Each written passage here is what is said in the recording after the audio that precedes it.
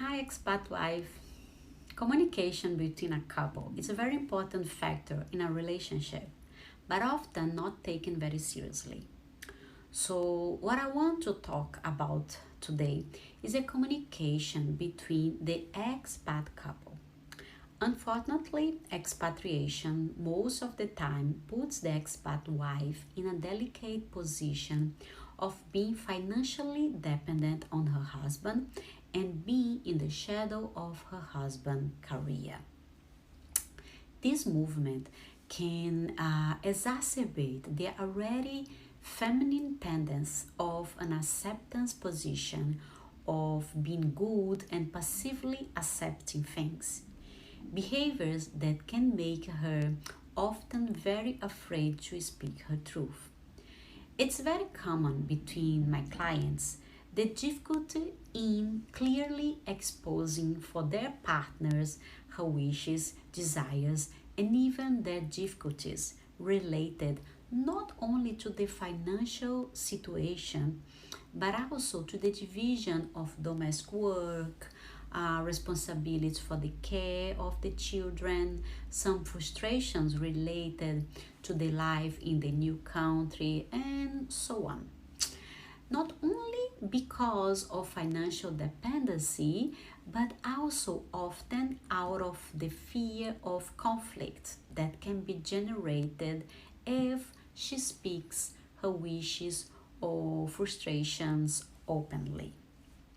And this fear, that fear comes a lot, and tell me if it's not true, dear expat wife, of creating a bad feeling, a big fight that could indicate crisis, separation, or divorce, which means much more than just losing your partner.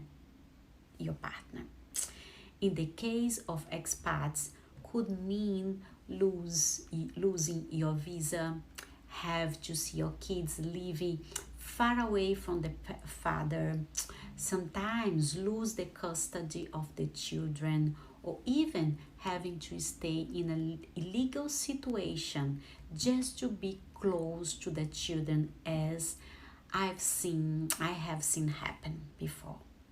Most of this is due more to the difficulty that couples generally have to communicate clearly. Many women prefer not say the point of view to avoid a fight. But in reality, the couple just don't know how to hold a conversation to maintain a dialogue between them.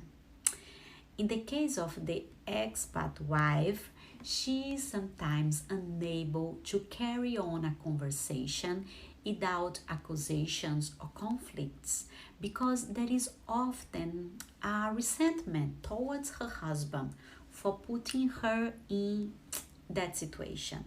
And unconsciously, she uses much of what non-violent communication do not advise, such as accepting her husband's will and keep thoughts like, how can he not see that I am not satisfied?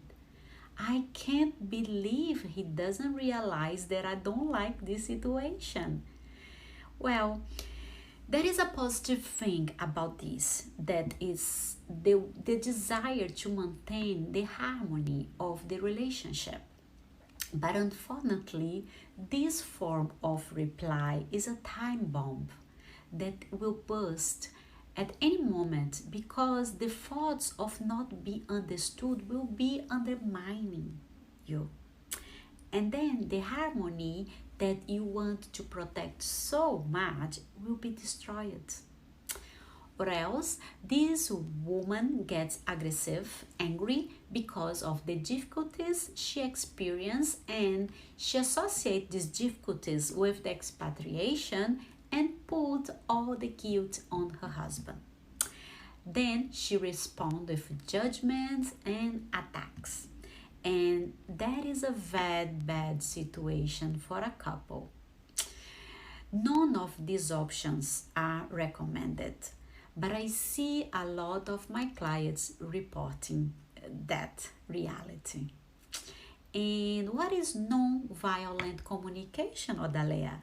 Non-violent communication is a technique that teaches how we can communicate our desires without putting ourselves in an attack position and the other in a defensive or in counterattack, and vice versa.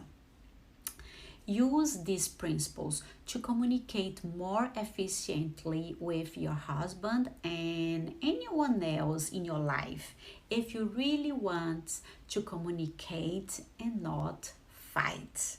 Okay? So, the four pillars of nonviolent communication are: first, observation. That reminds us to leave the judging position away and observe what the other wants to communicate to us. For example, the husband comes back home too late from the office and his wife says, you came too late and didn't have dinner with us. Did something happen? You simply, in this phrase, she simply report what happened and ask you what has happened, giving space and openness to dialogue. Many expat wives go on automatic response and say, again late for dinner? I cannot take it anymore. You only work and had abandoned your family. There, she already judged and attacked and put her husband in the counterattack position, preventing any chance of dialogue. Another pillar of non-violent communication is the feelings. Be aware of the feelings that are generated in the mental association of the new emotions. These associations are made with our repertoire, our beliefs, values, and life experience. That is why self-acknowledge is important for us to be able to understand what lies behind our feelings in the unmet needs. Continue with the previous example. That wife has a preconception that if a husband arrives late from work, he must not be interested in the wife, maybe not love her anymore. And the unmet need for her is to feel loved, when in fact this man is simply in a position that demands a lot from him, because expatriation also brings a lot of stress to her husband, who had taken a challenging position abroad.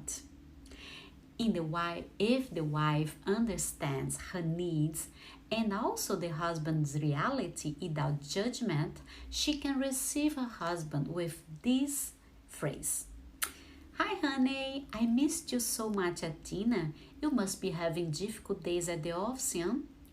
And from there, open for dialogue for a better resolution of that situation which she's not happy with, right? The third pillar it's in the nonviolent communication is the need. According to Marshall Rosenberg, the developer of the NVC, behind all behavior there is a need. That is why it's important to express what needs you are looking to meet in a conversation, so that you can be understood. You can be better understood. Many wives want their husband to guess their needs, make it impossible to have their needs met, and generating a lot of frustration for herself.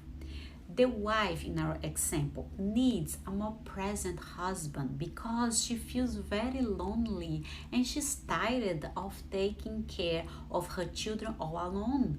But with her husband missing dinner time, she thinks she's just angry at him. She doesn't understand that there is a need for a more present husband and a less lonely life. Say to her husband, I would love to have you more present at home because I feel alone and I miss you. Instead, she just attacks him, right? And she will say, "You always arrive too late.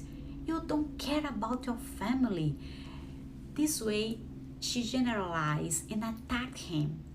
Oh, instead of putting her needs more clear, she just attacks, right?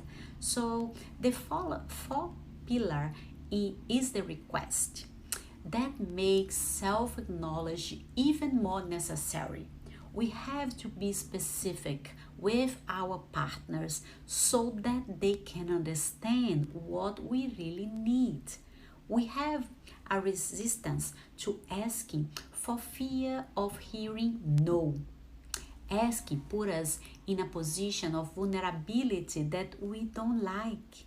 Fear of negative response block us from do it, from ask what we want. But you see, if this person, this wife in our example, says to her husband, let's say, "Honey, you missed dinner time. You have been working so hard, and I have been so lonely and tired of taking care of the children. How can we resolve this? I need more help at home as well. Maybe at this moment of your job so challenging, maybe we should think of some way that I don't feel so alone." And then she opens for a dialogue. Your partner can understand that you are tired, you feel alone, and that you need support. Much better than if he just think that you are angry because he just worked too much. Well, as you focus your attention on these areas, observation, feelings, needs, and requests, and when you help others to do that, you will be able to achieve a real communication. The tip is to keep in mind what I am observing, feeling, and what I need, and what my partner is observing, feeling, and what he is in need from me. And another important question is what you want to ask to improve your life or that is missing in your life. This exercise leads to empathy, which leads to understanding, okay, for both of you, understanding your situations, okay? So how is your communication with your husband, with your children, or with your family members, or even with people who cross your day? Non-violent communication can help you to reshape the way you express yourself, and this will lead you to an excellent results in your life. That's it. If you need this, if you like it, this video, press the little heart and send it to that friend that you think needs to see this. And please share it so that we can spread the importance of a good communication. Thank you so much for watching and see you in our next video. Bye bye.